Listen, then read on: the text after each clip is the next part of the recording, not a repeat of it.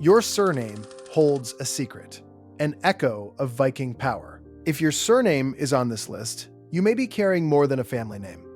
You may be carrying the echo of a shipbuilder, a raider, a chieftain, or a clan that once ruled cold coasts, river mouths, and island fortresses. The Viking world was not built on surnames the way modern families understand them. It was built on patronymics, nicknames, farm names, and clan identities that changed over time. But some names survived the centuries. Some were preserved in sagas, some became hereditary, and some still point back to the bloodlines, alliances, and territories of the Norse Age. By the end of this list, you will know exactly how 10 Viking-linked surnames connect to the clans, regions, and power struggles that shaped them. Some names mark warriors, some mark settlers, and some mark families that were never just families, but political forces. Stay until number 1, because that name is not just famous. It is tied to one of the most explosive royal bloodlines in the entire Viking world. And the deeper you go, the clearer the pattern becomes. Each name adds another layer: heritage, clan, territory, alliance, battle. And once you see how those layers fit together, the Old Norse world stops looking distant and starts looking personal. Ivar is one of the most feared names to survive from the Viking Age. It comes from the Old Norse name Ivar, usually linked to a meaning such as "you warrior" or "archer," though the exact origin remains debated. This was not a gentle household name. It belonged to men associated with strategy, conquest, and authority. The most famous was Ivar the Boneless, a legendary leader of the Great Heathen Army. Whether his nickname referred to a physical condition, a metaphor for flexibility, or a later story, the name became inseparable from ruthless expansion. If your name is Ivar, your line points toward a clan identity built around leadership, mobility, and war-born reputation. It suggests a family that survived not by hiding, but by moving first and striking hard. Eric is one of the most powerful Viking names ever recorded. It comes from Old Norse Erikr, generally understood as sole ruler or eternal ruler. That meaning alone tells you why it mattered. In the Viking Age, names were often chosen to carry destiny. Eric was a name for men expected to lead, conquer, or claim land by force or diplomacy. The surname or lineage form, connected to Eric, often appears in royal and semi-royal families, especially in Norway, Sweden, and the North Atlantic settlements. Eric the Red became one of the great symbols of Norse expansion, driving settlement into Greenland and helping open the edge of the known world to Norse colonization.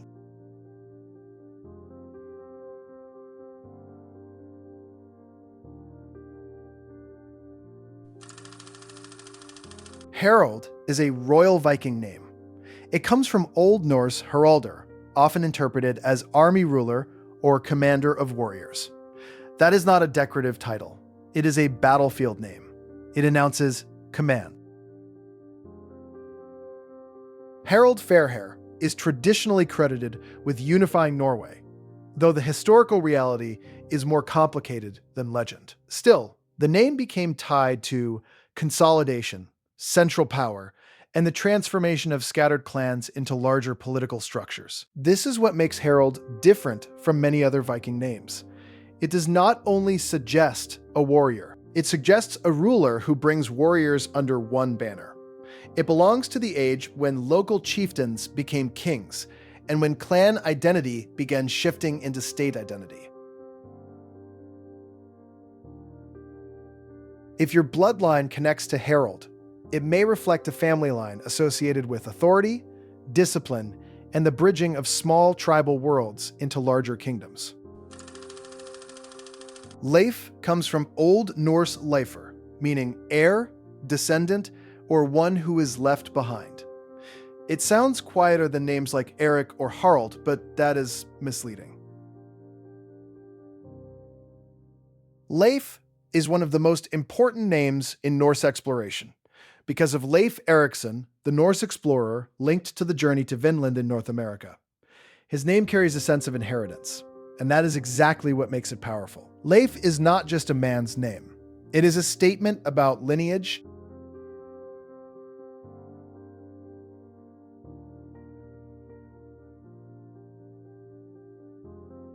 If your surname traces to Leif, your ancestry may reflect a bloodline that valued survival, discovery, and inheritance more than brute force.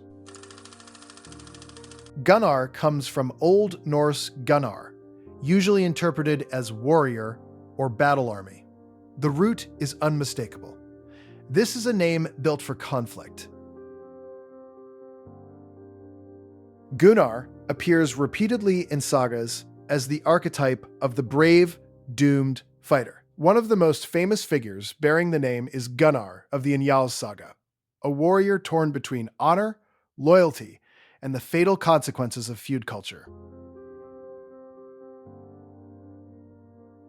That code could elevate a man into legend. It could also bury him in a cycle that never ended. One insult could become a feud. One feud could become a massacre. One massacre could shape the memory of a whole region. And once that pattern started, it was almost impossible to step outside it without losing face. If your surname leads back to Gunnar, your clan history may point to a family associated with martial prestige, but also with the dangers of reputation. In Viking culture, honor could make a household powerful. It could also destroy it.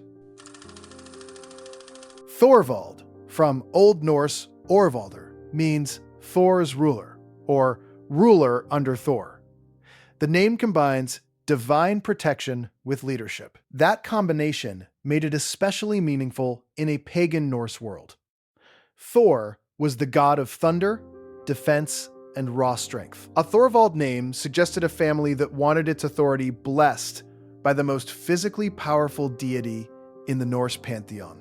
Many Viking settlers and explorers bore this name or related forms of it, especially in Iceland and the North Atlantic colonies.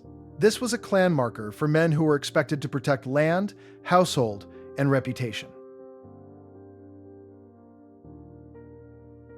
If your surname connects to Thorvald, your ancestry may reflect a line that combines spiritual legitimacy with practical command. Bjorn comes from Old Norse Bjorn, meaning bear. That is one of the clearest Viking names of all. It is blunt, physical, and territorial. A bear name is never accidental. It signals strength, endurance, and ferocity. It is the kind of name a clan gives to a son it expects to survive winter, defend property, and dominate rivals. The name appears across saga literature and noble lineages, including Bjorn Ironside, one of the legendary sons of Ragnar. That association gave the name an almost mythic aura. It connected the bearer to a martial dynasty that seemed to move across the north like a storm. If your surname points to Bjorn, your family line may carry the memory of a fierce, independent branch of the Viking world. Sigurd comes from Old Norse Sigurður, usually interpreted as Victory Guardian or Guardian of Victory. This is one of the grandest names in the Norse tradition. Sigurd is linked to heroic legend, dragon slaying, and the kind of fate that defines epic cycles. The name appears in the story of Sigurd the Dragon Slayer, a figure whose legend blended heroism, treasure, betrayal, and doom. That combination is important. Viking names were often more than labels. They were compressed myths. Sigurd tells you that the bloodline carried ideals of triumph, divine favor, and dangerous glory. If your surname traces to Sigurd, your bloodline may point to a clan that understood success not as luck, but as something to be guarded, won, and paid for in blood. Ragnar is one of the most famous names in all Viking history, and for good reason. It comes from Old Norse Ragnar, commonly linked to meanings such as warrior of the gods or divine counsel. That makes Ragnar a deeply symbolic name. It sits at the intersection of battle and destiny. It sounds like a man chosen by fate, not merely raised by a family. Ragnar Lothbrok became the central hero of later Norse tradition. Whether every detail of his life is historical or partly legendary, his name became the foundation for a dynasty of warrior sons and political heirs. The Ragnar line is associated with raids, kingship, and the expansion of Norse influence into Britain and beyond. If your surname leads to Ragnar, your bloodline points toward a clan that defined itself through action, legend, and the belief that fate favored the bold. Lodbrok is the name that carries the deepest mythic weight. Often associated with the legendary Ragnar Lothbrok, the name itself has been interpreted as hairy breeches or shaggy trousers, a byname that sounds almost absurd until you understand how Viking identity worked. Norse names were not always polished titles. Sometimes they were nicknames that became symbols of legend. Lodbrok transformed from a strange descriptive byname into the badge of one of the most famous dynastic traditions in Viking memory.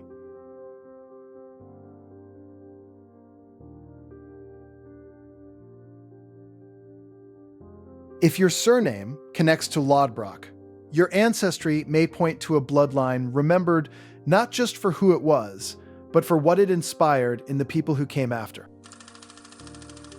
Taken together, these 10 names show a pattern that goes far beyond simple family labels.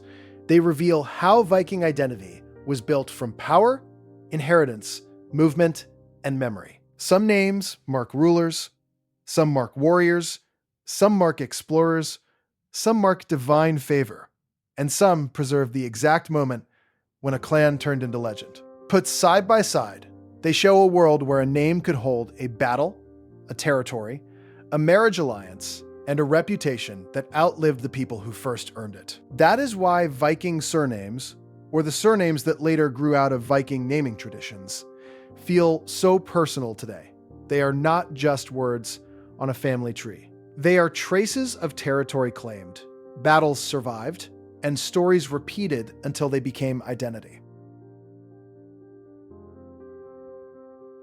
Your name is not just a name, it is a clue. It is a memory. It is a surviving piece of the Viking age, still pointing back to the clan your bloodline once came from. And for many families, that means the story does not end in the past. It continues every time the name is spoken, every time it is written down, and every time someone wonders where it truly began.